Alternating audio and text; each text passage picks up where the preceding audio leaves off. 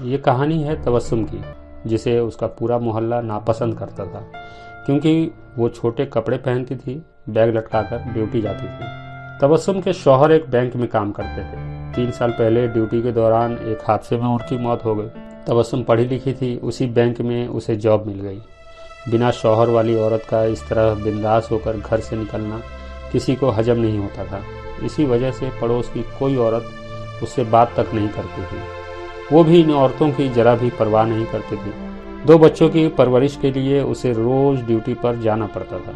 कपड़े उतने भी तंग न थे जितनी लोगों की सोच तंग थी। तबस्सुम की बड़ी लड़की साइमा 14 साल की थी, जो माँ की गैर हाजिरी में छोटे भाई को संभाल लेती थी। 5 बजे तक तबस्सुम घर पहुँच ही जाती थी, इसलिए बेटी साइमा को ज़्यादा परेशानी उठाने की ज़रूरत नहीं पड़ती थी। शाम को वो जब भी घर पहुँचती, दोनों बच्चों के बीच घंटों समय बिताती, उनसे खेलती, स्कूल का होमवर्क करने में दोनों की मदद करती, फिर खाने की तैयारी में जुट जाती। 3 लोगों का खाना बनाने में उसे ज़्यादा वक्त नहीं लगता था। लेकिन तबस्सुम के लिए बाहर का माहौल घर के इस खुशनुमा माहौल से बिल्कुल उल्टा था। उसके बारे में तरह तरह के फसाने गढ़ लिए गए थे, क्योंकि मोहल्ले के ज़्यादातर लोग तबस्सुम से नफरत करते थे। इस नफरत के लिए कहीं न कहीं तबस्सुम भी जिम्मेदार थी, क्योंकि वो औरतों की फालतू की गुटबाजी का हिस्सा नहीं बन पाती थी। 15 साल पहले जब तबस्सुम इस मोहल्ले में ब्याह कर आई थी, तब माहौल ऐसा नहीं था। यहाँ काफ़ी मिलनसार लोग थे। कई लड़कियाँ थीं जो जल्द ही तबस्सुम की अच्छी दोस्त बन गई थीं। तबस्सुम के ससुर तो उसकी शादी से काफ़ी पहले ही गुजर चुके थे। सास जब तक जिंदा थी तब तक ससुराल उसके मायके जैसा ही लगता था, क्योंकि वो बहुत अच्छी थी। लेकिन शादी के 10वें साल सास का भी इंतकाल हो गया। तब वो थोड़ी अकेली हो गई, और 2 साल के भीतर जब उसके शौहर का एक्सीडेंट हुआ, तब वो बिल्कुल अनाथ सी हो गई थी। 2 बच्चों के साथ उसने बड़ी मुश्किल दौर गुजारे हैं। शौहर के जाने के बाद काफ़ी समय तक उसके मायके से उसकी छोटी बहन फरजाना उसके साथ रही। इस बीच मोहल्ले के लोगों ने फरजाना के बारे में भी काफ़ी अफवाहें उड़ाई, जिसे जानकर तबस्सुम दुखी तो हुई, लेकिन उसे इन सब बातों से ज़्यादा फर्क नहीं पड़ता था। वो तो बस अपने धुन में मग्न रहती थी। ऑफिस की छुट्टी होने के कारण शनिवार और इतवार वो पूरे दिन घर पर ही रहती थी, या कभी कभी दोनों बच्चों के साथ घूमने चली जाती। एक दिन वो छुट्टी पर घर पर ही थी, संडे का दिन था। वो कहीं बाहर जाने के मूड में थी। बच्चों से पूछा तो दोनों खुश हो गए। थोड़ी देर में तीनों का मूवी देखने का प्लान बना, तो तबस्सुम ने हॉलीवुड की एक नई मूवी का ऑनलाइन टिकट भी बुक कर लिया। फिल्म 2 बजे से थी, तो उन्हें घर से 1 बजे निकलना था। अभी 10 बज रहे थे, बहुत टाइम बाकी था। इस बीच वो घर का ज़रूरी काम निपटाने में लग गई। तभी दरवाजे की घंटी बजी, तो सभी चौंके, क्योंकि आमतौर पर घर की घंटी तभी बजती थी जब ऑनलाइन शॉपिंग वाला डिलीवरी बॉय ऑर्डर किया हुआ कोई सामान लेकर पहुंचता था।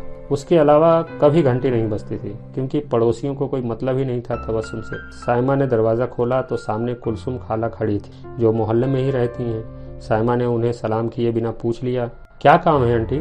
कुलसुम आपा बोली, तेरी मम्मी है क्या घर में? बुला तो। मम्मी आपको कोई आंटी बुला रही हैं, जल्दी आओ। साइमा की आवाज़ सुनकर तबस्सुम दरवाजे पर पहुंच गई और कुलसुम आंटी को सलाम करती हुई बोली, क्या बात है आंटी? तबस्सुम, सुना है तूने शादी कर ली है। ये क्या कह रही हो आंटी? किसने बोला? ऐसा तो कुछ भी नहीं है। मोहल्ले में तेरी शादी की चर्चा हो रही है और तुझे पता ही नहीं है। कुलसुम आंटी की बातें सुनकर तबस्सुम से ज़्यादा हैरान तबस्सुम की बेटी थी, जो वहीं पीछे खड़ी दोनों की बातें सुन रही थी। आंटी, मेरे बच्चे बड़े हो रहे हैं, मुझे उनकी ज़्यादा चिंता है। अगर मैं शादी कर लूँ तो उनकी परवरिश ठीक से नहीं कर पाऊंगी, इसलिए ऐसा कभी सोचा नहीं। जिन्हें मेरे बारे में बकवासें करनी है वे करते रहे, मुझे इससे कोई फ़र्क नहीं पड़ता। इसी वजह से मैं जल्द ये मोहल्ला छोड़ने की सोच रही हूँ। कुलसुम आंटी ने कहा, देख बेटा, मुझे नहीं पता तू क्या करती है, लेकिन इतना ज़रूर जानती हूँ कि तू बहुत नेक औरत है। तेरे बारे में जब लोग तरह तरह की बातें करते हैं तो मुझे तेरी चिंता होती है। ठीक है, मैं चलती हूँ, अपना ख्याल रखिए। कुलसुम के जाते ही तबस्सुम ने दरवाज़ा बंद किया और पीछे मुड़ी तो देखा साइमा आंखों में आंसू लिए वहीं खड़ी थी। अरे तुझे क्या हुआ? माँ की कड़ी आवाज़ में इतना सुनते ही साइमा माँ के गले लगकर जोर जोर से रोने लगी। तबस्सुम ने रुधे हुए गले को ठीक करने की कोशिश की और बेटी के सर पर हाथ फेरते हुए कहा, तुम दोनों ही मेरी ज़िंदगी हो। मैं किसी भी सूरत में तुम दोनों की आंखों में आंसू नहीं देखना चाहती। साइमा अभी छोटी थी, लेकिन इतनी छोटी भी नहीं थी कि कुलसुम की बातों के पीछे के राज को ना समझ पाए। मम्मी, क्या हुआ? कब निकलेंगे? बेटे अयान की बातों ने तबस्सुम का ध्यान भंग कर दिया। वो अयान से बोली, टिकट कैंसिल हो गई है बेटा, फिल्म भी बेकार है, अगले हफ्ते वाटर आइलैंड चलेंगे। ठीक है, अब चुपचाप पढ़ने बैठ जाओ। अयान समझ गया कि आज पूरे दिन घर में ही बोर होना है, इसलिए वो चुपचाप अपने कमरे में चला गया। कुलसुम आपा की बातों का असर अभी भी तबस्सुम के माथे का शिकन बना हुआ था। तभी साइमा हाथ में 2 कप चाय लेकर माँ के पास बैठ गई और बोली, लो मम्मी चाय पियो, कम चीनी की है। साइमा ने जब देखा कि माँ के होंठ चाय की चुस्की के साथ ही बंद हो जा रहे हैं तो उसने माँ से कहा, मम्मी देखो, अगर तुम शादी कर लोगी तो इसमें क्या बुराई है। साइमा ने शायद अनजाने में ही अपनी उम्र से ज्यादा बड़ी बात कह दी थी, जिसे सुनकर तबस्सुम हैरान रह गई।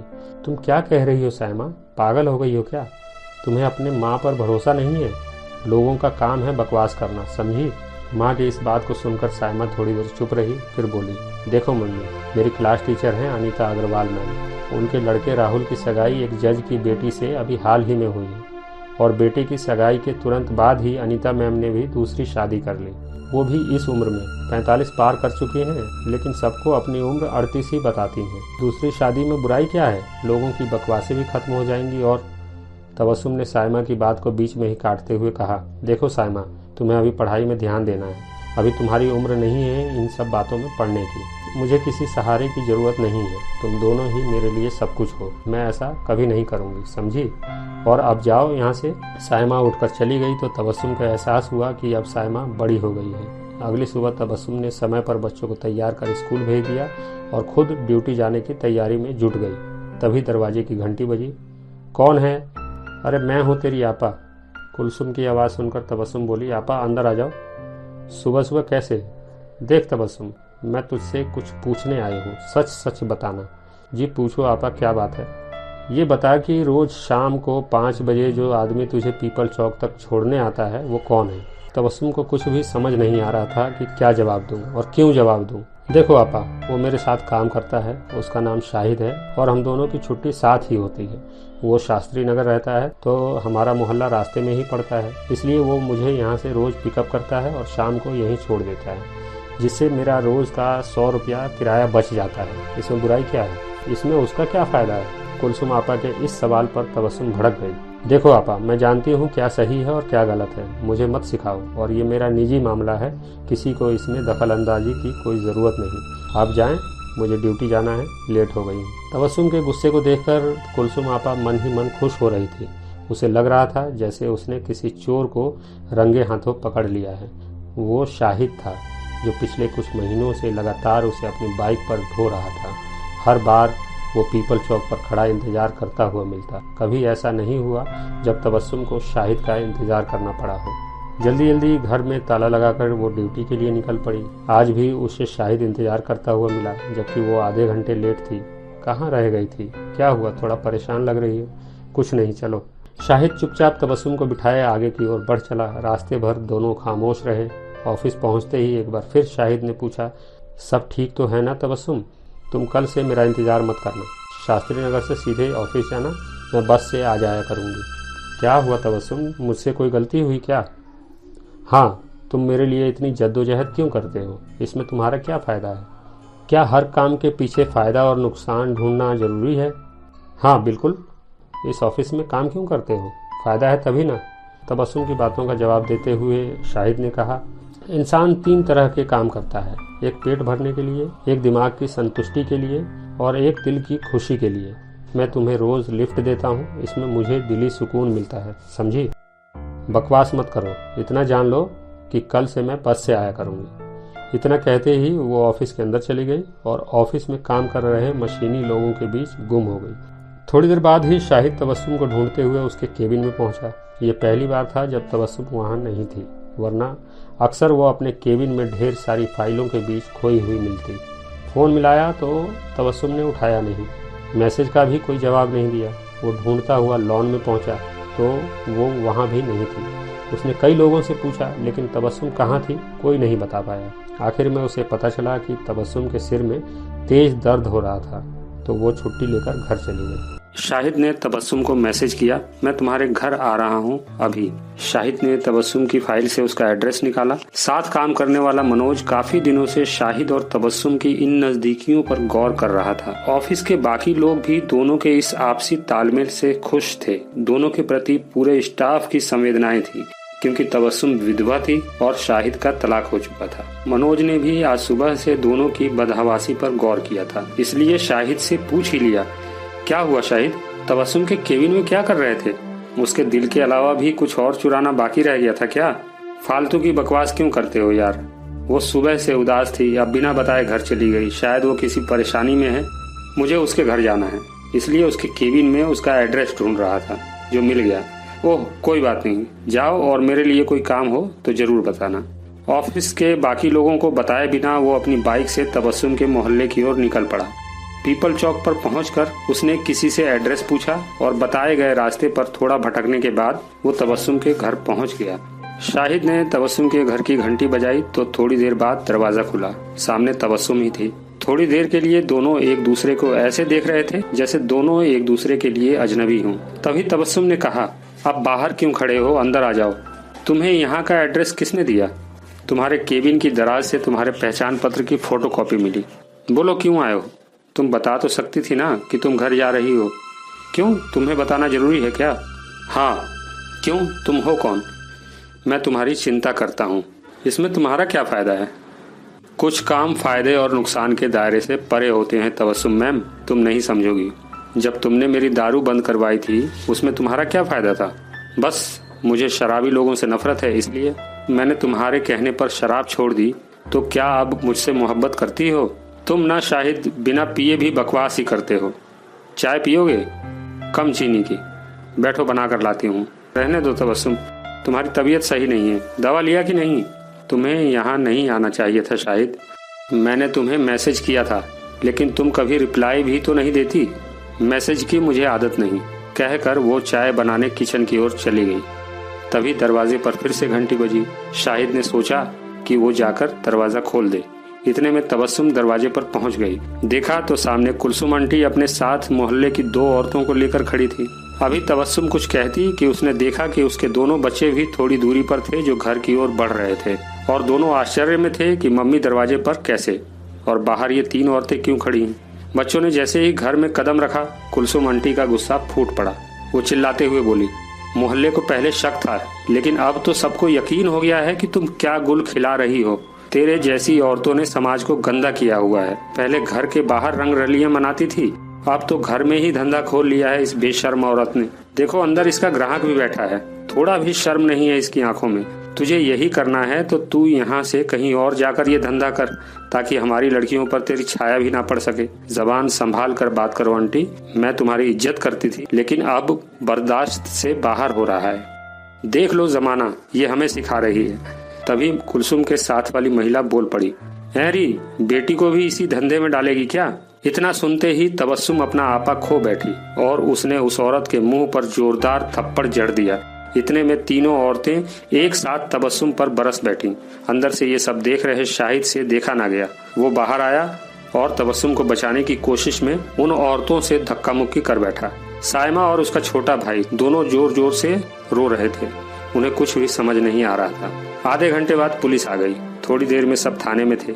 एक और मोहल्ले के सभी जिम्मेदार लोग जो तबस्सुम के खिलाफ थे और कुलसुम के लगाए गए आरोपों का समर्थन कर रहे थे, तो दूसरी ओर शाहिद और तबस्सुम थे और साथ में तबस्सुम के 2 बच्चे थे जिन्हें अभी तक कुछ भी मालूम नहीं था।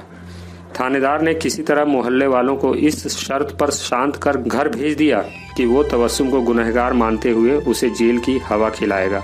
इस बीच शाहिद ने मनोज को फोन कर सारी बात बता दी।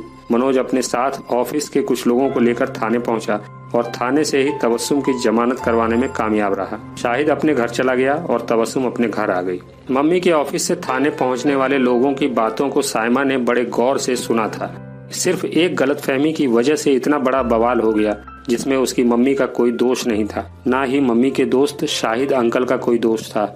लेकिन तबस्सुम ना जाने क्यों अपराध बोध से मरी जा रही थी। वो साइमा का सामना करने से बच रही थी। साइमा माँ के इस बर्ताव को खूब अच्छी तरह समझ रही थी, इसलिए कुछ दिनों से उसने भी कोई सवाल नहीं किया। अगले हफ्ते भर तबस्सुम ऑफिस नहीं गई। ऑफिस से फोन आता तो वो कोई बहाना बना देती। उसे किसी भी हाल में बस इस मोहल्ले से बाहर निकलना था, लेकिन शौहर के इस मकान को छोड़कर बाहर जाए भी तो कहाँ। ऑफिस के पास कोई फ्लैट किराए पर ले भी तो वहाँ से बच्चों का स्कूल दूर पड़ेगा। इसी बेचैनी में वो पिछले कुछ दिनों से कुछ नहीं कर पा रही थी। माँ की इस बेचैनी से साइमा भी परेशान थी, लेकिन वो कर भी क्या सकती थी। एक दिन साइमा माँ का मूड ठीक करने के इरादे से तबस्सुम के पास बैठी और उसने कहा, मम्मी आज बाहर चलते हैं, सैटरडे है, कोई मूवी देख आते हैं, चलो ना प्लीज। तबस्सुम का कहीं भी जाने का बिल्कुल भी मूड नहीं था, लेकिन उसने भी सोचा कि शायद इस बहाने घर में छाई कुछ उदासियां ही कम हो जाएं। थोड़ी ही देर में तीनों घर से निकल पड़े और अगले आधे घंटे बाद ही वे लोग शिप्रा मॉल पहुंच गए।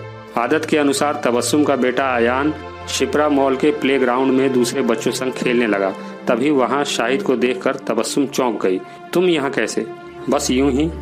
तबस्सुम समझ नहीं पा रही थी कि शाहिद को उसके यहाँ होने के बारे में कैसे पता चला। फिर सोचा कि शायद ये एक इत्तेफाक हो, क्योंकि यहीं पास में ही तो उसका घर है, चला आया होगा। तभी साइमा ने राज खोलते हुए कहा कि मम्मी, शाहिद अंकल कई दिनों से फोन कर रहे थे, लेकिन आप उनका फोन नहीं उठा रही थी। आज सुबह जब आप बाहर सामान लेने गई थी, उसी दौरान इनका फोन आया था और हम दोनों ने मिलकर शिप्रा मॉल की योजना बनाई थी ताकि आप इनसे कुछ बात कर सको। सॉरी इस बात के लिए मम्मी, लेकिन आपको शाहिद अंकल की बात सुननी चाहिए। साइमा की बात सुनकर उसे गुस्सा भी आया, लेकिन फिर वो शांत हो गई। ये तरीका ठीक नहीं है शाहिद, तुम इस तरह मुझे परेशान करोगे, मुझे यकीन नहीं हो रहा है। अगर तुम्हें मेरा ये बर्ताव बुरा लगा, इसके लिए माफी चाहता हूँ और तुम कहो तो मैं अभी यहाँ से चला जाता हूँ। दोनों के इस तकरार के बीच ही साइमा बोल पड़ी, मम्मी आपको शाहिद अंकल से बात करनी चाहिए, प्लीज गुस्सा थूक दो। इतना कहकर वो अयान के पास चली गई, जो थोड़ी दूर पर ही दूसरे बच्चों के साथ खेलने में व्यस्त था। बोलो। तबस्सुम की इस रूखी सी आवाज में बहुत कुछ छुपा हुआ था। मैं क्या बोलूं? उस दिन जो भी हुआ उसमें मेरी गलती थी, जिसके लिए मैं तुम्हारा गुनहगार हूँ तबस्सुम। इसी प्रायश्चित के लिए मैं कई दिनों से तुमसे बात करना चाहता था। देखो, तुम्हारा प्लॉट 45 लाख में बिक जाएगा। मैंने लोकल डीलर से बात की है और जहां मैं रहता हूं यानी मदन सोसाइटी में, वहीं मेरे बगल में एक 3 BHK फ्लैट बिकाऊ है, जो इतने रुपए में ही मिल जाएगा। शानदार फ्लैट है, तुम एक बार देखोगी तो हैरान हो जाओगी। वहाँ ये सब झंझट नहीं है, society, park, swimming pool, community centre, सब कुछ है। कौन क्या कर रहा है, कहाँ जा रहा है, किसी को कोई मतलब नहीं। कहो तो अभी दिखा दूं। उसी अपार्टमेंट में मेरा भी फ्लैट है। शाहिद की बातों को सुनकर उसे लगा कि शायद ये एक अच्छा मौका साबित हो सकता है उस जहन्नम से निकलने का। फिर उसे लगा कि इस तरह वो शाहिद के एहसानों के बोझ तले दब तो नहीं जाएगी। लेकिन इसमें शाहिद का इतना बड़ा क्या एहसान है? प्लॉट बेचकर फ्लैट ही तो खरीदना है, इसमें क्या हर्ज है? जिस समस्या के लिए वो इतने दिनों से डिप्रेशन में थी, शाहिद के बहाने ही सही उस परेशानी से हमेशा के लिए छुटकारा तो मिल जाएगा। क्या सोच रही हो, चलना है? ठीक है, यहाँ से कितनी दूर है? साइमा को पहले से पता था, क्योंकि आज सुबह शाहिद अंकल से फोन पर जो बात हुई थी, ये उसी योजना का हिस्सा था। अब तबस्सुम का मूड काफी हल्का लग रहा था। चारों वहाँ से कैब कर निकल पड़े। 5 किलोमीटर बाद ही वो मदन सोसाइटी पहुंच गए। सोसाइटी में घुसते ही उन्हें लगा कि ये बिल्कुल नई दुनिया थी। फ्लैट तो देखते ही पसंद आ गया था। तबस्सुम के लिए इससे बेहतर तो कुछ और हो ही नहीं सकता था। मेरा प्लॉट कब तक बिक जाएगा शाहिद? तुम चिंता ना करो, कल कुछ लोग तुम्हारा घर देखने पहुंचेंगे, फिर बताता हूँ। फ्लैट वाले से भी फाइनल बात कर तुम्हें इत्तला दूंगा। 4 दिनों तक कई लोग तबस्सुम का घर देखने पहुंचे। इस बहाने दिन भर में कई बार तबस्सुम और शाहिद की फोन पर बात हो जाती। 2 हफ्ते से तबस्सुम ऑफिस भी नहीं गई थी, लेकिन ऑफिस से कोई दबाव भी नहीं था। उसी की कई छुट्टियां पेंडिंग पड़ी थी, इसलिए वो ऑफिस की ओर से बेफिक्र थी। सुबह सोफे पर बैठी चाय की पहली चुस्की मारी ही थी कि शाहिद का फोन आ गया। हेलो। हाँ बोलो, सुन रही हूँ। आज तुम्हारे प्लॉट का बयाना हो जाएगा, और सुनो, आज ही वो बयाना इधर फ्लैट वाले को भी दे देंगे। मेरी बात हो गई है। एक और खुशखबरी सुनो, तुम्हारे प्लॉट की कीमत मैंने डीलर को 50 लाख बताया था, जो 43 लाख में फाइनल हुआ है। और मदन सोसाइटी वाला फ्लैट मेरे दोस्त का ही है, जिसने उसकी कीमत 45 लाख बताया था, लेकिन मैंने उसे 37 लाख में फाइनल किया है। यानी दोनों ओर की खरीद फरोख्त के बाद भी तुम्हारे पास 6 लाख बच जाएंगे। ये तबस्सुम के लिए एक बड़ी खुशखबरी थी, क्योंकि उसके पास सेविंग ज्यादा नहीं था। इस तरह जो 6 लाख बचता, उसे दोनों बच्चों के भविष्य के लिए FD करवा सकती थी। अगले 2 हफ्ते तक तबस्सुम, उसके बच्चे और शाहिद नए आशियाने की शिफ्टिंग और फिर सजावट में लगे रहे। आखिरकार उसका सपना पूरा हो चुका था। वो नए घर में अब पूरी तरह इत्मीनान की सांस ले सकती थी। यहाँ दूर दूर तक कुलसुम जैसी औरतों का साया भी नहीं था। लेकिन तबस्सुम को शायद मालूम नहीं था कि उसकी असली मुसीबत तो अब शुरू होने वाली। आखिरकार तबस्सुम का सपना पूरा हो चुका था। वो नए घर में अब पूरी तरह इत्मीनान की सांस ले सकती थी। यहाँ दूर दूर तक उसे कुलसुम जैसी औरतों का साया भी नजर नहीं आता था। अनजान होते हुए भी यहाँ हर चेहरे में अपनापन सा झलकता था। उसकी बालकनी के बिल्कुल सामने वाली बालकनी शाहिद की थी, जो अक्सर खाली समय में वहीं कुर्सी पर बैठा किताबों में खोया दिखाई देता। नए घर में आने की खुशी में तबस्सुम ने अपने घर एक छोटी सी पार्टी रखी, जिसमें उसने अपने बैंक के पूरे स्टाफ को इनवाइट किया। सभी लोग आए, खूब मस्ती हुई, डांस हुआ, खाना पीना हुआ, फिर सब चले गए। जाते जाते लगभग सभी को ऐसा बिल्कुल भी नहीं लगा कि शाहिद अभी तक इस घर के लिए वैसे ही मेहमान है जैसे वे लोग हैं। सभी मेहमान इस बात से भी खुश थे कि शाहिद और तबस्सुम के बीच की लंबी दूरियां अब सिमट चुकी हैं। पूरे 1 महीने बाद तबस्सुम ऑफिस जाने की तैयारी में जुटी थी। बच्चों के स्कूल यहाँ से भी उतनी ही दूर थे जितना पहले थे, बल्कि बच्चों को यहाँ से स्कूल आने और जाने में पहले से कम समय लगता था। बच्चे बहुत खुश भी थे। यहाँ उनके कई दोस्त भी बन गए थे, जिनके बीच दोनों बच्चों का अच्छा समय बीत जाता। वर्षों बाद तबस्सुम पूरी नींद ले पा रही थी, इसलिए सुबह जल्दी उठ जाती। तबस्सुम आज ऑफिस जाने का पूरा मूड बना चुकी थी और बच्चों को भी बता दिया था कि आज वो ऑफिस जा रही है, लेकिन लंच में घर आ जाएगी। जब वे स्कूल से घर पहुँचेंगे तब उन्हें वो घर पर ही मिलेगी। सुबह का नाश्ता खत्म किया ही था कि फोन की घंटी बज उठी। दूसरी ओर शाहिद था। हेलो, क्या कर रही हो? बस नाश्ता कर अभी फारिग हुई हूँ, जरा बालकनी पर आओ। क्यों? अरे आओ तो सही। अच्छा लो आ गई। सामने देखो। ओह, तो तुम कल से अब तक यहीं खड़े हो? तुम्हें पता है आज मैं ड्यूटी जा रही हूँ? अच्छा, क्या बात है। कैसे जाओगी? यहाँ से ऑफिस के लिए कौन सी बस जाती है शाहिद? बाहरी मुद्रिका पकड़ लेना, 8:20 पर मिल जाएगी। तुम तो अपनी बाइक से ही जाओगे ना शाहिद? हाँ, लेकिन मैं तुमसे साथ चलने के लिए नहीं पूछूंगा। तुम्हारी इच्छा होगी तो बता देना। चलो ठीक है, देखती हूँ। Okay, thanks. अपनी अपनी बालकनी पर खड़े दोनों इस समय बिल्कुल आमने सामने थे। दोनों के बीच 20 मीटर से ज्यादा की दूरी नहीं थी, फिर भी दोनों अभी काफी दूर थे।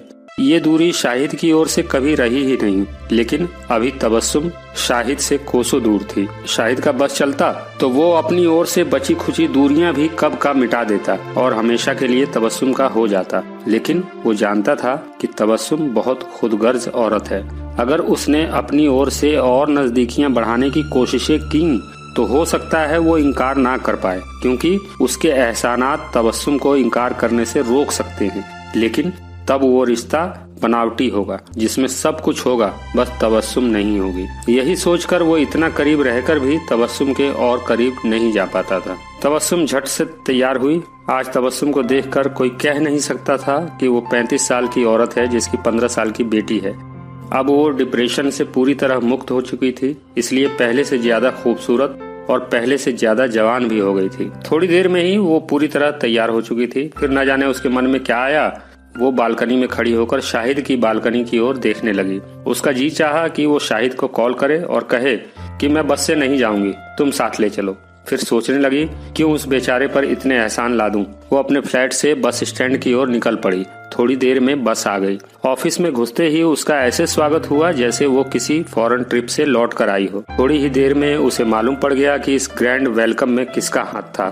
तबस्सुम ने ये भी गौर किया कि सुबह से अब तक कई बार शाहिद ने अलग अलग बहाने से तबस्सुम के केबिन तक आने की कोशिश की थी।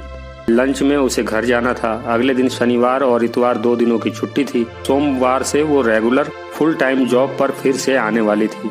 आज तो बस यूं ही ऑफिस पहुंच गई थी। वो ऑफिस से बाहर निकली तो देखा बाहर शाहिद खड़ा था। शाहिद, मैं जा रही हूँ, तुम तो शाम को ही आओगे ना? हाँ। वो बस इतना ही बोल पाया और तबस्सुम निकल पड़ी। शाहिद उसकी आदत जानता था, इसलिए तबस्सुम की इस तरह की बेरुखी से उसे कोई फर्क भी नहीं पड़ता था। तबस्सुम और शाहिद के बीच मोहब्बत की कहानी पूरे ऑफिस के लिए एक ट्रेंडिंग टॉपिक बन चुका था। सब शाहिद की तारीफ करते कि उसने एक बेसहारा औरत को सहारा देकर इंसानियत की मिसाल कायम की है। हालांकि ये बात भी सभी जानते थे कि शाहिद और तबस्सुम दोनों अलग अलग रहते हैं, लेकिन उन्हें ये भी लगता था कि शायद ये दिखावटी दूरियां दोनों ने तबस्सुम के बच्चों के लिए की हैं। जब भी कोई शाहिद से उसके इश्क के बारे में चुटकी लेता, शाहिद हमेशा इस बात की सच्चाई सबके सामने रख देता, लेकिन किसी को उसकी बातों पर यकीन नहीं होता। मनोज को शाहिद की इस हवाई इश्कबाजी की जमीनी हकीकत मालूम थी, क्योंकि वो शाहिद को बहुत अच्छी तरह जानता था। मनोज को पता था कि शाहिद कभी भी उससे झूठ नहीं बोल सकता था। शाहिद की इस एक तरफा व्यथा को देखते हुए मनोज को बहुत दुख होता, लेकिन वो कर भी क्या सकता था। तबस्सुम घर पहुंची, कपड़े बदलकर बैठी ही थी कि बच्चे आ गए। तीनों ने साथ ही खाना खाया। अयान अपने कमरे में चला गया। दोनों माँ बेटी अभी सोफे पर ही बैठे थे कि तबस्सुम समझ गई कि साइमा कुछ कहना चाहती है। जब भी साइमा को वो इस अंदाज में देखती, उसे एक अजीब सी बेचैनी महसूस होती, क्योंकि वो जानती थी साइमा कभी कभी अपनी उम्र और औकात से ज्यादा बड़ी बातें कर देती है, जिसका जवाब उसके लिए मुश्किल होता है। ऐसी स्थिति में दोनों के रिश्ते उल्टे हो जाते थे। ऐसा लगता था कि साइमा उसकी माँ और तबस्सुम साइमा की बेटी है, क्योंकि वो इसी अंदाज में अपनी माँ की परेशानियों को हल करती थी। मम्मी एक बात पूछूं? बोलो। शाहिद अंकल से आप शादी क्यों नहीं कर लेती? साइमा की इस बात पर तबस्सुम झल्ला गई। साइमा तुम ये मत भूला करो, मैं तुम्हारी माँ हूँ, मैंने तुम्हें पैदा किया है, ठीक है? अभी तुम इतनी बड़ी नहीं हुई हो कि अपनी माँ से ऐसे बात करो। साइमा भी अपनी माँ को अच्छी तरह जानती थी। वो माँ के गले लग गई। थोड़ी ही देर में तबस्सुम का सारा गुस्सा खत्म हो गया। वो अपनी बेटी के बालों को सहलाते हुए बोली, मुझे पता है शाहिद बहुत अच्छे आदमी हैं, मेरी बहुत इज्जत करते हैं। इसका मतलब ये नहीं कि तुम्हारे पापा की जगह ले सकते हैं। उनकी जगह कोई नहीं छीन सकता। वो बेशक आज हमारे बीच नहीं है, लेकिन तुम दोनों के रूप में उनकी अमानत हमेशा मेरे साथ है। दूसरा पति तो हो सकता है, दूसरा बाप नहीं हो सकता। मैं अपनी खुशी के लिए शादी कर भी लूं, लेकिन तुम्हारे साथ अन्याय नहीं कर सकती बेटी। माँ की ये बातें सुनकर साइमा थोड़ी देर के लिए खामोश हो गई। फिर अचानक बोली, एक बात पूछूं? बोलो। नहीं, रहने दो। अरे पूछो ना, मैं गुस्सा नहीं होऊंगी। अच्छा मम्मी, तुम शाहिद अंकल से प्यार करती हो या नहीं? पागल हो गई हो क्या साइमा? ज्यादा बकवास मत किया करो। साइमा के सवाल ने तबस्सुम को हिला कर रख दिया। वो सोच रही थी क्या जवाब दूं। साइमा की तसल्ली के लिए एक झूठा जवाब, या जो सच है उसे बयान करे। लेकिन सच है क्या? क्या वो सच में शाहिद से प्यार करती है? इस सवाल का सही उत्तर अभी वो खुद ही तय नहीं कर पाई थी, तो साइमा को क्या जवाब देती। लेकिन उसके लिए इतना जरूर तय था कि शाहिद उससे बेपनाह मोहब्बत करता है। वो उसकी मोहब्बत का जवाब मोहब्बत से दे सकती थी, लेकिन वो जानती थी कि इस सिलसिले को आगे बढ़ाने का अंजाम उसकी जिंदगी को कोई खूबसूरत ठहराव तो दे सकता है, लेकिन ये उसके दोनों बच्चों के भविष्य के लिए बेहतर साबित नहीं हो सकता। उसने याद किया कि वो शाहिद के करीब आने से खुद को क्यों नहीं रोक पाई। शाहिद की एक तरफा मोहब्बत यूं ही परवान नहीं चढ़ी थी। उसमें कुछ हाथ तो तबस्सुम का भी था, अनजाने में ही सही, लेकिन उसे शाहिद के करीब होना अच्छा लगता था। उससे बात करना, उसकी फिक्र करना, ये सब क्या था? उसे लगा कि शाहिद की बेपनाह मोहब्बत के जवाब में उसके दिल के किसी कोने में भी थोड़ी मोहब्बत तो जरूर है। माँ की खामोशी को साइमा अच्छी तरह समझ चुकी थी। तभी दरवाजे की घंटी ने दोनों माँ बेटी को चौंका दिया। साइमा ने दरवाजा खोला तो सामने पुलिस की वर्दी में एक आदमी था। तबस्सुम जी का फ्लैट यही है ना? हाँ, वो मेरी मम्मी है, बुलाइए उन्हें। मैडम, आपने एड्रेस बदल दिया और थाने में खबर भी नहीं किया। आपको मालूम है ना आपके ऊपर एक मुकदमा चल रहा है। सोमवार को कोर्ट में सुबह 10 बजे पहुंच जाना। ये रहा नोटिस, यहाँ साइन कर दो। तबस्सुम ने लिफाफा खोलकर पढ़ा और उसे एक तरफ रख कर शाहिद को फोन लगा दिया। हाँ तबस्सुम बोलो। शाहिद, कोर्ट से नोटिस आया है, सोमवार को सुबह 30 हजारी कोर्ट पहुंचना है। ये सुनकर शाहिद को ज्यादा हैरानी नहीं हुई। वो बोला, कौन से कोर्ट का संबंध बताया तुमने? 30 हजारी कोर्ट। देखो ऐसा है, 30 हजारी कोर्ट तो मैं नहीं जा पाऊंगा। अगर मुकदमे में मेरा नाम भी होता तो भी मैं नहीं जाता। तुम ऐसा करना कि अच्छा रुको, मैं घर आकर बात करता हूँ। थोड़ी देर में ही शाहिद तबस्सुम के घर पर था। देखो तुम चली जाना, झूठा मुकदमा है, इसमें इतना घबराने वाली कोई बात नहीं है। ये तो तुम्हारी मेहरबानी थी कि उस मुकदमे में मेरा नाम नहीं आया, वरना तो उस दिन सब मेरी वजह से ही हुआ था ना। देखो उस दिन जो भी हुआ अच्छा हुआ, क्योंकि उस घटना की वजह से ही मैं उस जहन्नम से निकलकर यहाँ आ पाई, इसलिए मुझे उस दिन की बात का कोई दुख नहीं है। देखो तबस्सुम, मुझे माफ करना, लेकिन मैं तुम्हारे साथ कोर्ट नहीं जा पाऊंगा, सॉरी। जो शाहिद तबस्सुम के लिए थाने तक पहुंच चुका था, पुलिस की मार खाई थी, वो उसके साथ कोर्ट तक जाने में इतना क्यों कतरा रहा था, उसे समझ नहीं आया। वो बोली, ठीक है मैं चली जाऊंगी। देखो तबस्सुम, बुरा मत मानना, अगर किसी और कोर्ट की बात होती तो मैं चला जाता, लेकिन 30 हजारी कोर्ट का मामला है, जहाँ जाना मेरे लिए पॉसिबल नहीं है। कोई बात नहीं, मैं चली जाऊंगी। थोड़ी देर की गुफ्तगू के बाद शाहिद चला गया। कुछ सोचकर तबस्सुम ने मनोज को कॉल लगा दिया। मनोज, मैं तबस्सुम। अरे बोलो मैम, कैसे याद किया? परसों 30 हजारी कोर्ट जाना है, शाहिद ने मना कर दिया है, तुम चल सकते हो मेरे साथ? अरे क्यों नहीं, मैं सुबह घर पर आ जाऊंगा, वहीं से मेरी गाड़ी से निकल लेंगे। दोनों इस समय 30 हजारी कोर्ट के चैम्बर नंबर 35 में बैठे नुसरत मैम का इंतजार कर रहे थे। मामला प्रोस्टिट्यूशन का था, इसलिए महिला वकील चुनना मुनासिब समझा। मैम के असिस्टेंट ने दोनों को पानी दिया और फोन पर मैम से दोनों के बारे में बताकर फोन रख दिया।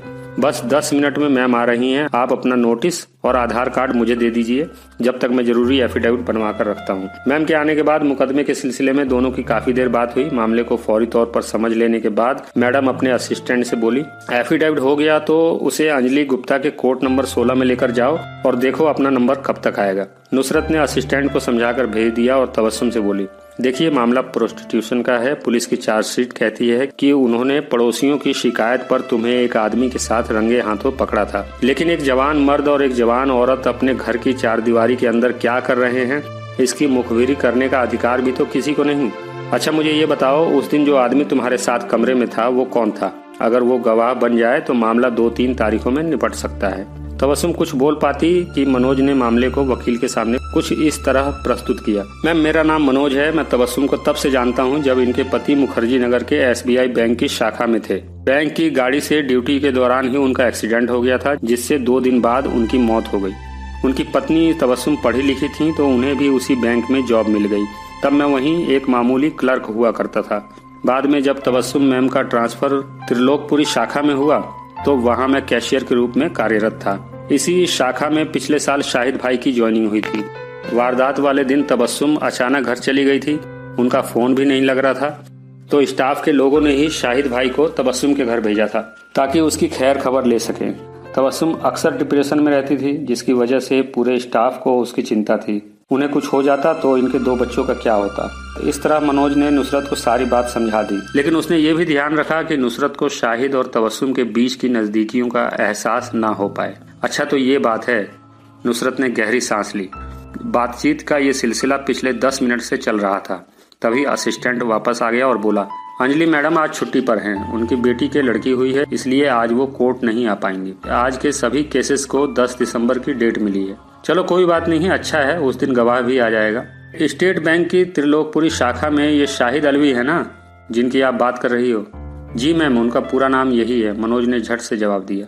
तबस्सुम सोच रही थी कि आज तक उसे शाहिद का पूरा नाम नहीं पता था, जो उसे नुसरत से अभी मालूम हुआ। पुलिस की चार्जशीट में भी शाहिद का पूरा नाम नहीं लिखा है, तो मैडम को कैसे पता चला? नुसरत तबस्सुम से बोली, देखिए सच चाहे जो हो, कोर्ट में सच झूठ नहीं चलता, यहाँ सबूत और गवाह चलते हैं। इसलिए आप अगली बार शाहिद को लेकर आइए। जब उन्हें आपकी इतनी चिंता है कि वो आपकी उदासी दूर करने ड्यूटी छोड़कर आपके घर पहुंच सकते हैं, तो यहाँ क्यों नहीं आ सकते? नुसरत के इस तंज में ऐसा क्या छुपा था जिसके मर्म को वो समझ नहीं पा रही थी। अच्छा, जो तुमने एड्रेस दिया है वहाँ से बैंक की दूरी कितनी है? करीब 20 मिनट की दूरी है। ये मैं इसलिए पूछ रही हूँ कि जैसा कि मनोज जी ने बताया कि उस दिन तुम्हारे सिर में दर्द था और तुम 10 बजे के आसपास बैंक से घर के लिए निकली। तुम्हारे जाने के आधे घंटे बाद शाहिद तुम्हारे सिर दर्द की दवा लेकर तुम्हारे घर पहुंचा। अगर बैंक से तुम्हारे घर की दूरी आधे घंटे की भी मान ली जाए तो करीब 12 बजे तक शाहिद तुम्हारे घर पहुंच चुका था और तुम्हारे दोनों बच्चों के स्कूल से घर पहुंचने का वक्त 2:30 बजे का है। इसी वक्त ये घटना हुई, यानी कि करीब 2.5 घंटे तक शाहिद तुम्हारे साथ तुम्हारे घर पर था और बच्चों के घर पहुंचने से पहले ही वो निकलने वाला था कि पड़ोस की औरतों ने तुम्हारे घर पहुंचकर हंगामा कर दिया। पूरा मामला यही था ना? नुसरत की इन बातों ने तबस्सुम को अंदर तक हिला दिया। वो समझ नहीं पा रही थी कि वो किसी वकील के सामने बैठी है या जज के। देखिए मैडम, आपके पास हम लोग समाधान के लिए आए हैं और आप उसकी बात को बीच में ही काटते हुए नुसरत ने कहा, समाधान तो तभी होगा ना जब वकील को सच मालूम होगा। अच्छा तो ये बताओ कि तुम्हारे पड़ोस के लोगों ने तुम पर ऐसा घिनौना आरोप क्यों लगाया? वो मुझसे चिढ़ते थे। वजह? मैं किसी से बात नहीं करती थी। क्यों? मैडम, आप तो जज की तरह बात कर रही हैं। मैं जज नहीं हूँ, वकील हूँ, और एक वकील होने के नाते ही तुमसे सवाल कर रही हूँ। मुझे मुद्दे की सही तस्वीर पता होगी तभी तो मैं इस केस को ठीक से लड़ पाऊंगी, है कि नहीं? अब ये बताओ, अभी तुम्हारे उन पड़ोसियों से रिश्ते कैसे हैं? वो जगह मैंने इस घटना के 1 महीने के भीतर ही छोड़ दी। अब कहाँ रहती हो? वहाँ का मकान बेचकर मदन सोसाइटी में खरीद लिया है, वहीं रहती हूँ। मदन सोसाइटी नाम सुनते ही नुसरत ऐसे चौंकी जैसे तबस्सुम ने कोई बहुत बड़ा राज खोल दिया हो। मदन सोसाइटी में? हाँ, पिछले 1 साल से यहीं रहती हूँ। ओह खैर, अब तुम लोग जाओ। नुसरत के इस बर्ताव से तबस्सुम के साथ मनोज भी हैरान था। दोनों को लगा कि वे गलत वकील के पास आ गए हैं। शायद कोई पुरुष वकील होता तो इस तरह के वाहियात सवाल ना करता, या हो सकता है सारे वकील ऐसे ही हों, क्या मालूम। कोर्ट कचहरी और वकील से दोनों का पहली बार पाला पड़ा था। दोनों घर लौट आए। तबस्सुम के लिए आज का दिन बहुत बुरा था। वो थक गई थी, शरीर से कम और दिमाग से ज्यादा। उससे शाहिद पर बहुत गुस्सा आ रहा था। दिन भर की भड़ास वो शाहिद पर निकाल लेना चाहती थी, इसलिए तबस्सुम ने शाहिद को फोन लगा दिया। हेलो, हाँ बोलो तबस्सुम, मैं तुम्हें फोन करने ही वाला था। कहाँ हो अभी? मैं तो ड्यूटी पर हूँ, तुम कहाँ हो? मैं घर पर हूँ, ड्यूटी से जब घर आओगे तो बताना। क्यों, कहीं चलने का इरादा है क्या? कहो तो अभी आ जाऊँ। बकवास बंद करो, ठीक है? ओके, मैं 4 बजे तक आता हूँ, ऑफिस में ज्यादा काम नहीं है। 4 बजे से पहले ही शाहिद तबस्सुम के दरवाजे पर था।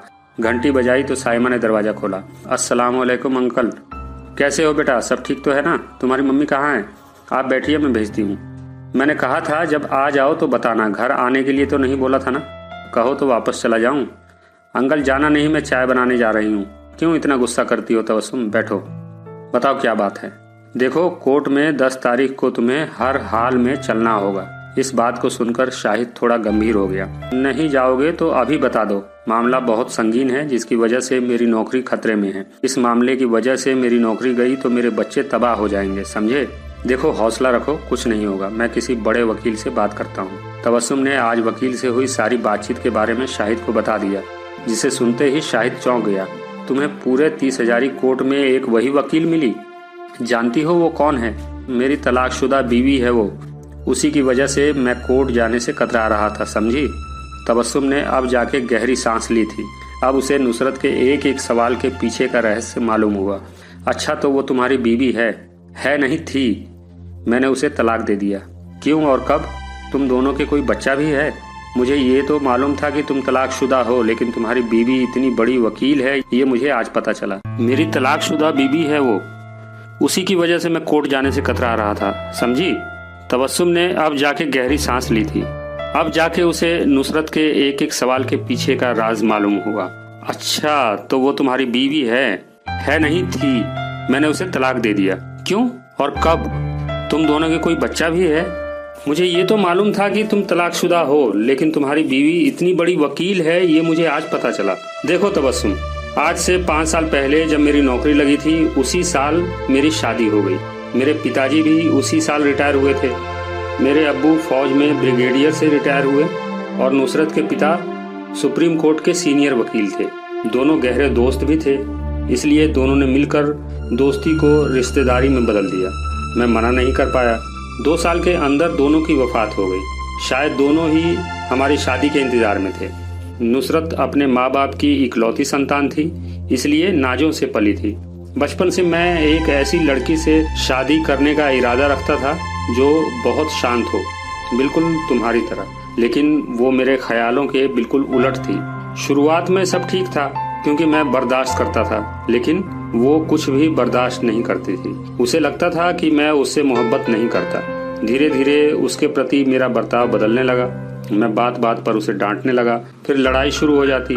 वो गुस्से में कुछ भी उठाकर मुझ पर फेंक देती। कई बार मेरा सर फूटा।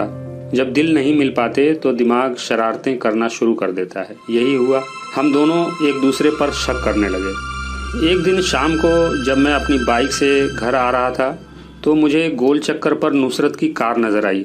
मैंने हेलमेट लगाया हुआ था, ये देखने के लिए कि कार में नुसरत के साथ और कौन है।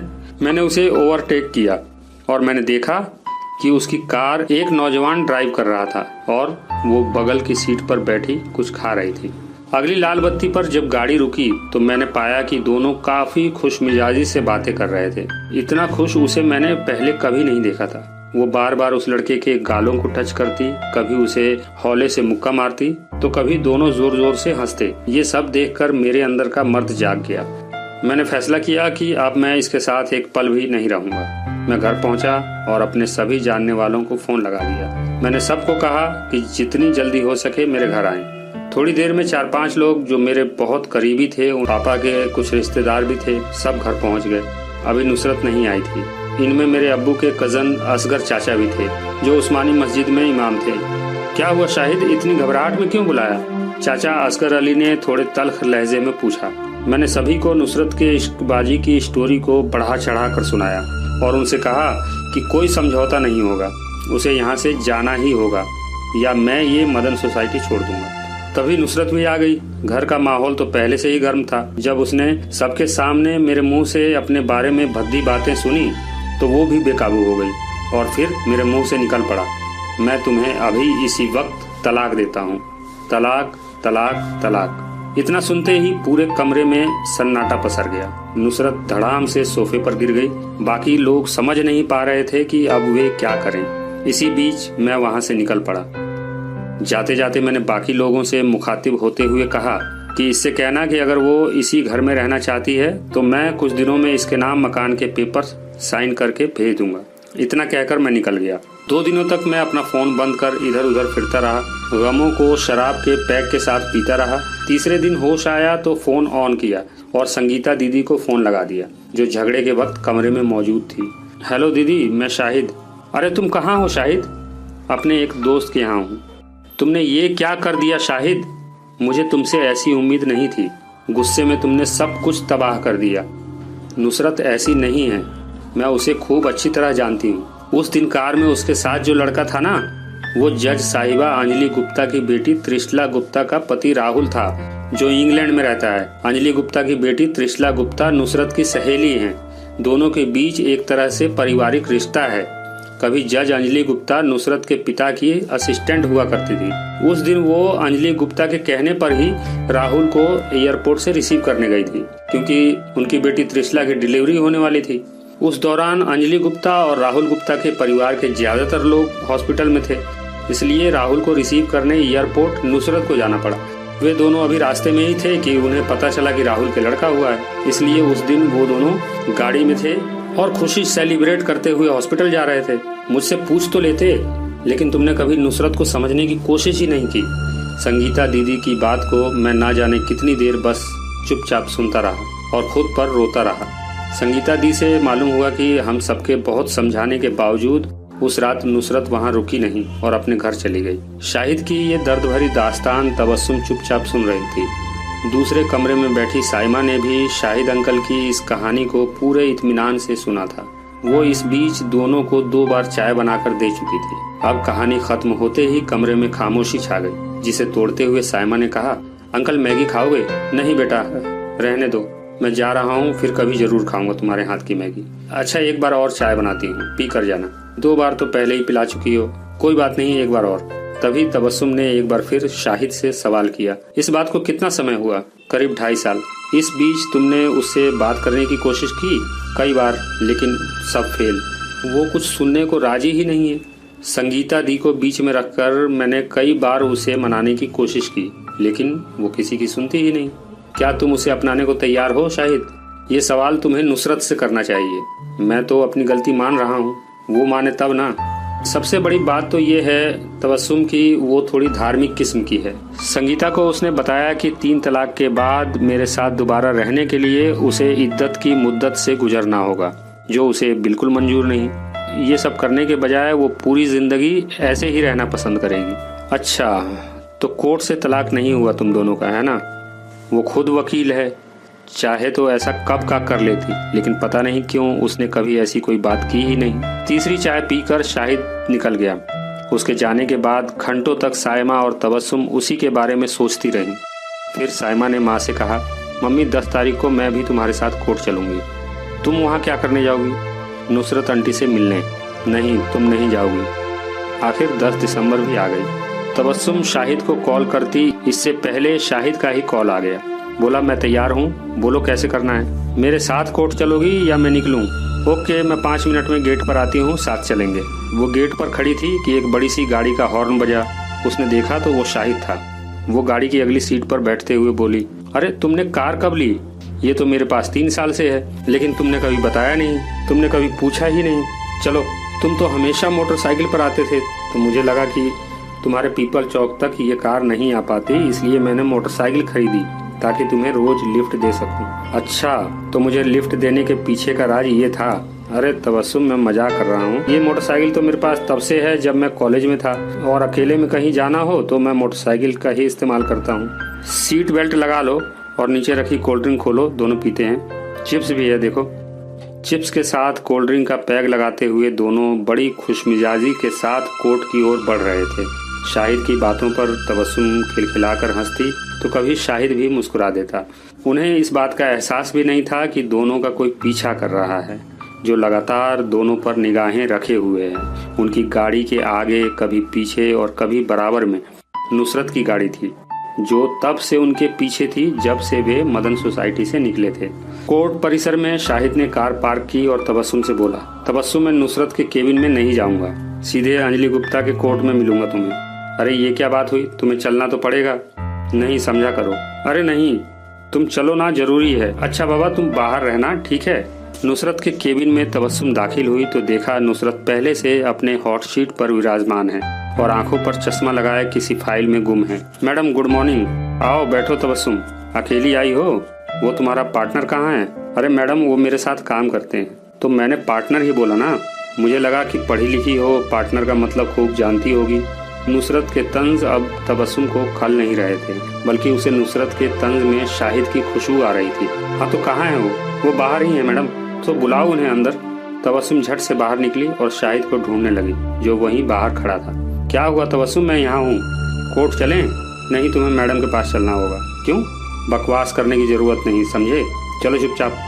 तबस्सुम शाहिद का हाथ पकड़कर घसीटने सी लगी। अरे बाबा, तुम तो ऐसे खींच रही हो जैसे जेल में बंद करोगी। हाथ छोड़ो, चल रहा हूँ। तबस्सुम अपने साथ शाहिद को लेकर नुसरत के केबिन में दाखिल हुई। ले आई मैडम। तुम नहीं लाती तो ये आते भी नहीं। कैसी हो नुसरत?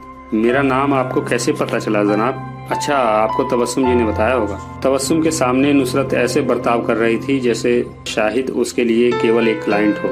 नुसरत ने सीधे शाहिद से सवाल किया, मेरी जानकारी के अनुसार तुम बैंक में काम करते हो और पार्ट टाइमर डॉक्टर भी हो, एम आई राइट? आपकी जानकारी गलत है मैडम। कैसे? मैं डॉक्टर नहीं हूँ, ना पार्ट टाइमर ना फुल टाइमर। अच्छा, तो तुम 22 जुलाई की दोपहर बैंक से छुट्टी लेकर 12 से 2:30 बजे के बीच बंद कमरे में एक खूबसूरत औरत के पास उसके सरदर्द का इलाज नहीं कर रहे थे? नुसरत के सवालों का तीर इतना नुकीला था कि शाहिद के सीने में धंस गया। देखो नुसरत, तुम्हें जो समझना है समझो, लेकिन इस तरह किसी को जलील मत करो। अच्छा, तो जलील करने का पूरा अधिकार सिर्फ और सिर्फ मर्द को ही है, जो जब चाहे किसी औरत को जलील करे। तुम्हारे पास हम गड़े मुर्दे उखड़वाने नहीं आए हैं नुसरत। मामले का समाधान कर सकती हो तो करो, वरना और भी वकील हैं। मामले की गंभीरता को देखते हुए तबस्सुम बीच में बोल पड़ी। शांत हो जाओ शाहिद, ये सब ठीक नहीं है। शाहिद की बात सुनकर नुसरत गुस्से में फड़फड़ा उठी। ये उठाओ अपनी फाइल और निकल जाओ यहाँ से। याद रखना, मैं भी वकील अबरार साहब की बेटी हूँ, जिनके बारे में मशहूर है कि उन्होंने केस पैसों के लिए कभी नहीं लड़ा, बल्कि अपने पैशन के लिए वकालत की। तुम जैसे ना जाने कितने रसूखदार मुजरिमों को सलाखों के पीछे पहुँचाया। तुम क्या समझते हो पैसे के बल पर तुम दोनों बच जाओगे? करो कोई सबसे बड़ा वकील, मैं भी देखती हूँ। दोनों को सलाखों के पीछे नहीं डलवाया तो वकालत छोड़ दूंगी। तुम क्या समझते हो तुम दोनों के बीच क्या चल रहा है मुझे मालूम नहीं है? पता नहीं कब से चल रहा था, लेकिन एक दिन पाप का घड़ा तो भरना ही था। दोनों रंगे हाथों पकड़े गए। उसके बाद लगा कि अब इस मोहल्ले में तुम्हारी रासलीला नहीं चल पाएगी, तो दोनों बिल्कुल करीब आ गए। इतने करीब कि बस जब चाहे मिल लो और दुनिया की नज़र में शराफत की नौटंकी भी करते रहो। मुझे सब मालूम है शाहिद साहब कि तुम दोनों के बीच शराफत की दिखावटी दीवारों के अंदर कौन सा खेल खेला जा रहा है।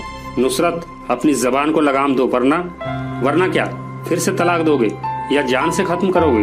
तुम्हारी औकात जानती हूँ, समझे? निकल जाओ यहाँ से। तबस्सुम क्या सोचकर घर से निकली थी, लेकिन यहाँ तो सब उल्टा नजर आ रहा था। शाहिद ने नीचे गिरी फाइल उठाई और वहाँ से निकल गया। उसके पीछे तबस्सुम भी निकल पड़ी। दोनों का मूड एकदम खराब हो चुका था। बिना कुछ किए इतना बड़ा इल्जाम। थोड़ी ही देर में दोनों एक दूसरे वकील के चैम्बर में थे, जिसने फटाफट एफिडेविट का काम पूरा किया और दोनों को साथ चलने को कहा। अंजलि गुप्ता के कोर्ट में अगला नंबर उन्हीं का था। स्टेट वर्सेस तबस्सुम हाजिर हों।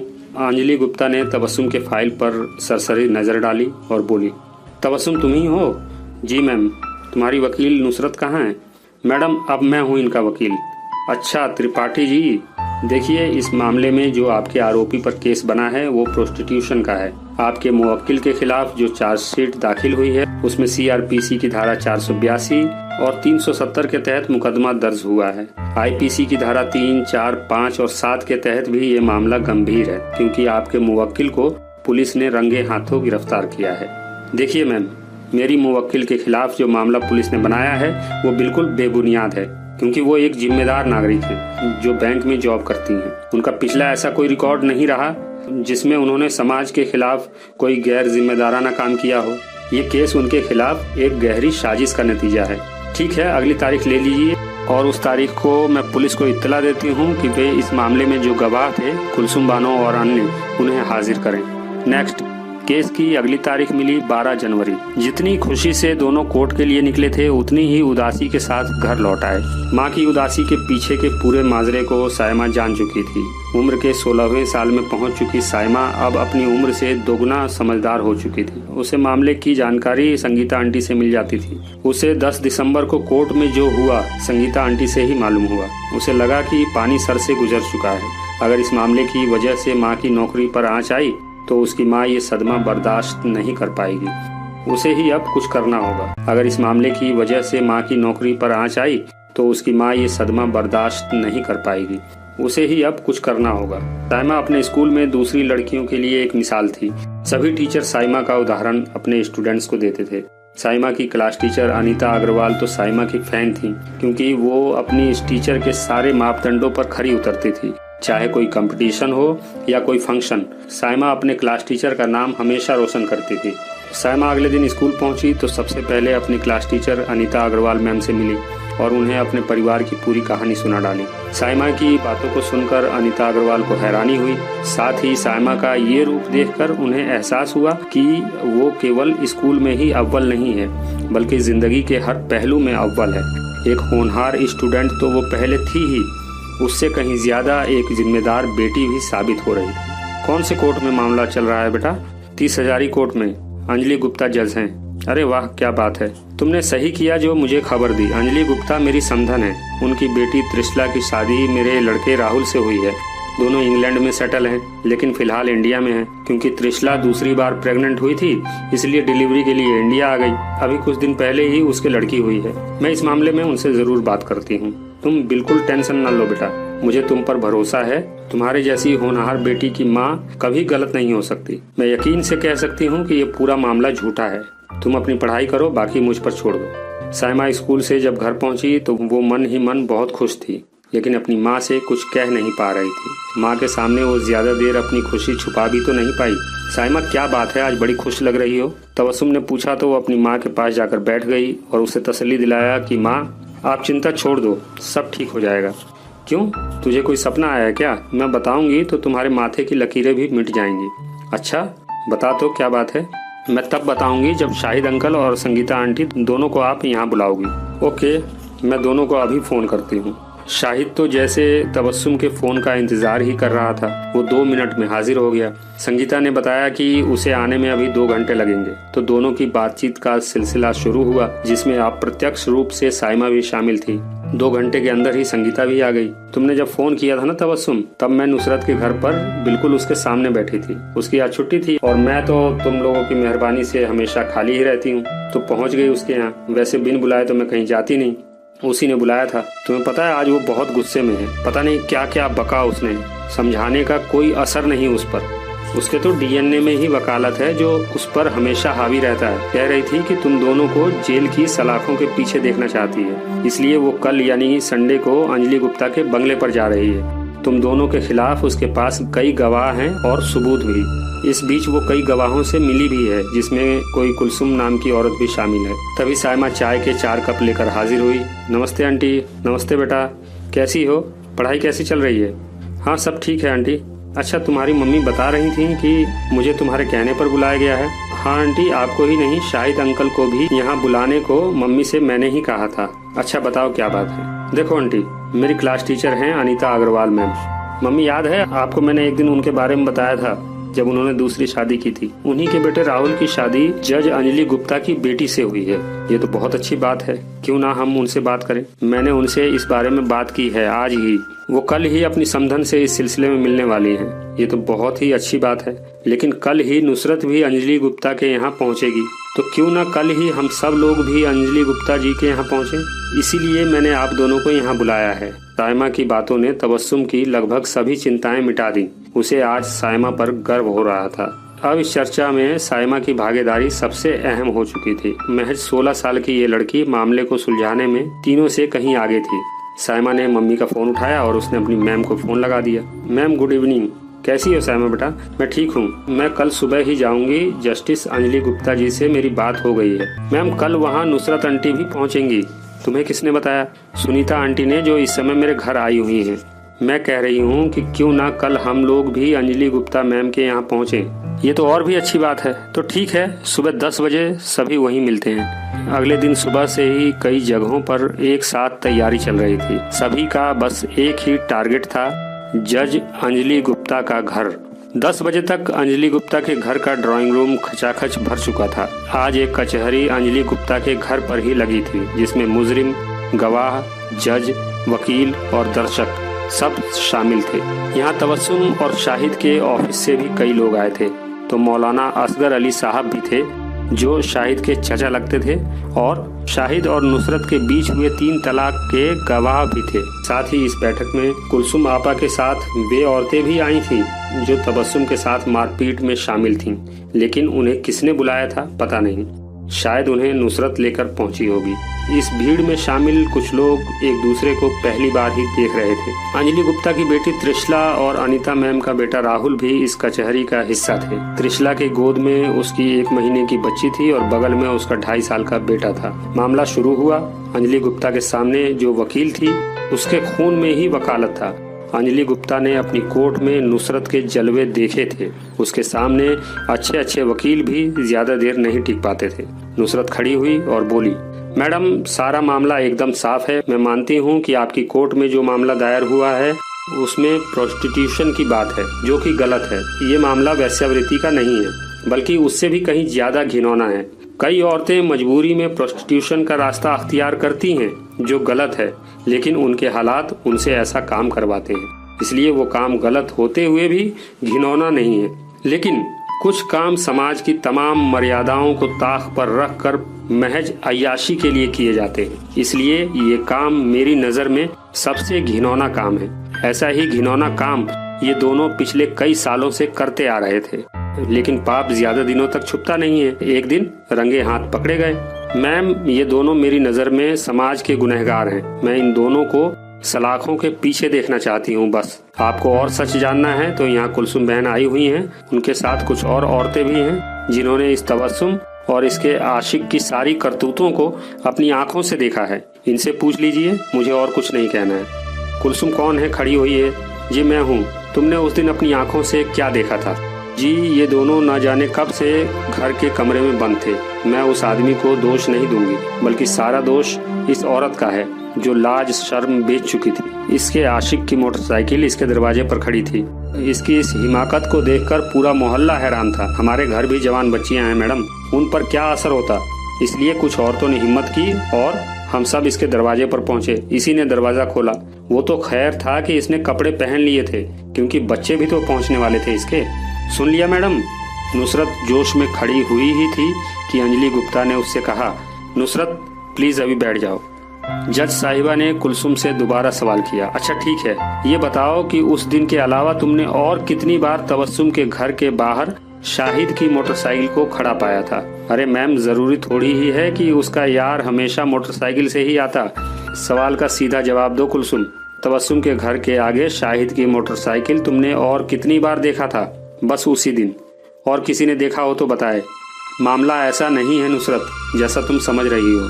तबस्सुम और शाहिद के बैंक से दोनों की हाजिरी का पूरा रिकॉर्ड लेकर उसके मैनेजर और कर्मचारी यहाँ मौजूद हैं, जिसे देखते हुए मैं ये कह सकती हूँ कि वो समय पर आती थी और समय पर जाती थी। केवल उस दिन वो बिना किसी को बताए ऑफिस से निकली थी, जिसके आधे घंटे बाद शाहिद वहाँ से निकला। और शाहिद वहाँ से इसलिए निकला क्योंकि उसे बैंक के दूसरे कर्मचारियों ने तबस्सुम को देखने के लिए भेजा। अगर ये उनका रोज का काम होता तो आज उनके बैंक का कोई भी स्टाफ उनके पक्ष में खड़ा नहीं होता। अंजलि मैम, अगर ऐसा ही था तो बताओ 2.5 घंटे तक दोनों बंद कमरे में क्या कर रहे थे?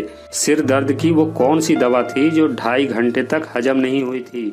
नुसरत की इस बात पर कुलसुम और उसके साथ की औरतें खिलखिलाकर हंस दी। तभी शाहिद खड़ा हुआ और बोला, इसका जवाब मैं देता हूँ। तबस्सुम करीब 12:15 बजे बैंक से निकली है। 1 मिनट शाहिद की बात को बीच में ही काटते हुए नुसरत बोल पड़ी, कुछ तो शर्म करो। अपनी महबूबा को बचाने के लिए और कितना झूठ बोलोगे तुम? उसने खुद कहा है कि उस दिन वो ऑफिस पहुंचने के थोड़ी देर बाद ही घर निकल गई थी और तुम कह रहे हो कि वो 12:15 बजे निकली है। इतना भी मत गिरो।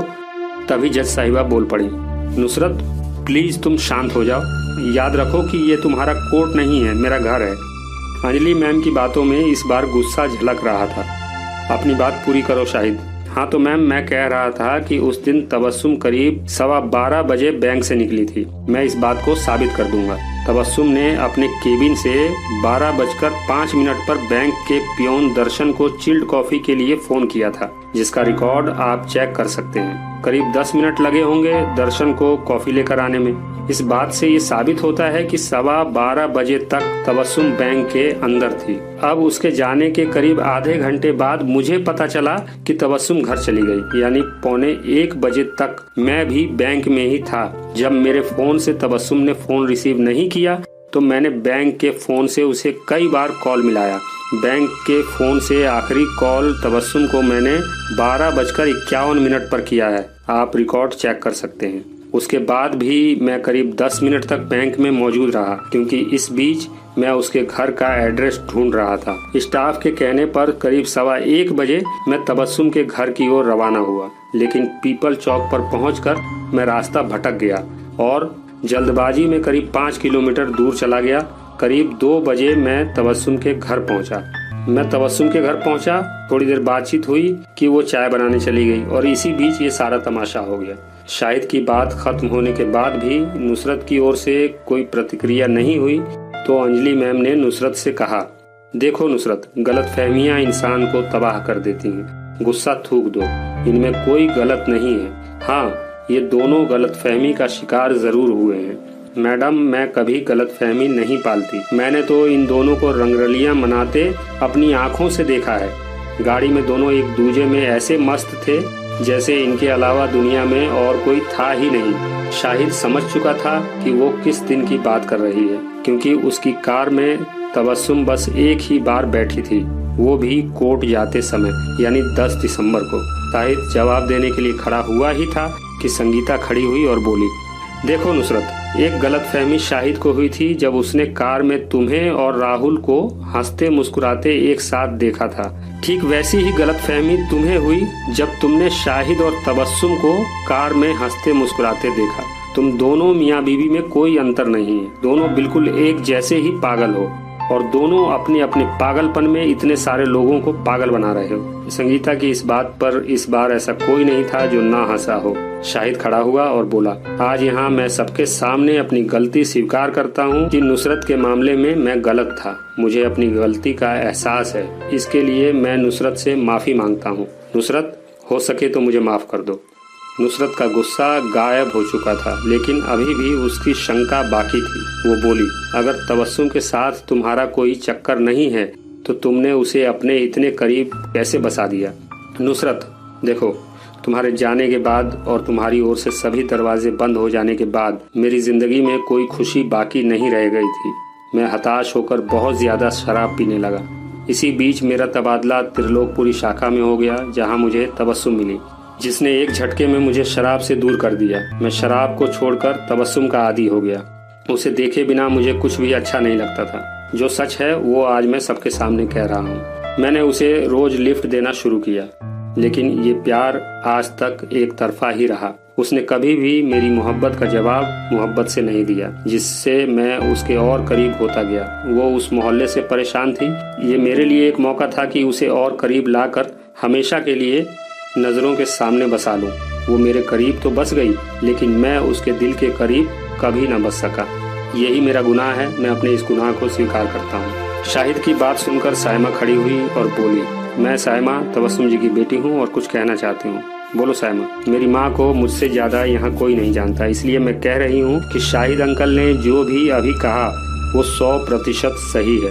मेरी मम्मी के साथ मेरा रिश्ता बेटी से ज्यादा एक सहेली का है। हम दोनों अपने सीक्रेट्स एक दूसरे को शेयर करते आए हैं, इसलिए मैं दावे के साथ कह सकती हूँ कि मेरी माँ दुनिया की सबसे बेहतरीन औरत है। अंजलि गुप्ता के सामने सारा मामला साफ हो चुका था। वो नुसरत की ओर देखकर बोली, नुसरत, ये मामला तो खत्म हो गया। मेरी नज़र में सब बाइज्जत बरी किए जाते हैं। क्यों ना इसी अदालत में तुम्हारा फैसला भी हो जाए। नुसरत चौंक गई। मेरा कौन सा मुकदमा मैम? तुम्हारा और शाहिद का तलाक वाला मुकदमा। उसे रहने दीजिए मैम, वो यहाँ संभव नहीं है। क्यों? क्योंकि शाहिद ने मुझे 3 तलाक बोला था। अच्छा, तो ये तुम्हारे शरीयत से जुड़ा मामला है। फिर ठीक है, जैसी तुम्हारी मर्जी, मैं इस मामले में कुछ नहीं बोलूँगी। तभी तबस्सुम खड़ी हुई और बोली, नुसरत, मैं तुमसे कुछ कहना चाहती हूँ। तबस्सुम नुसरत से कुछ कहती इससे पहले ही नुसरत बोल पड़ी। देखो तबस्सुम, उस दिन कोर्ट में गलतफहमी में मैंने जो कुछ भी तुम्हें बोला उसके लिए मैं तुमसे माफ़ी मांगती हूँ। नुसरत, उस बात को भूल जाओ और ये बताओ कि 3 तलाक को तुम क्या समझती हो?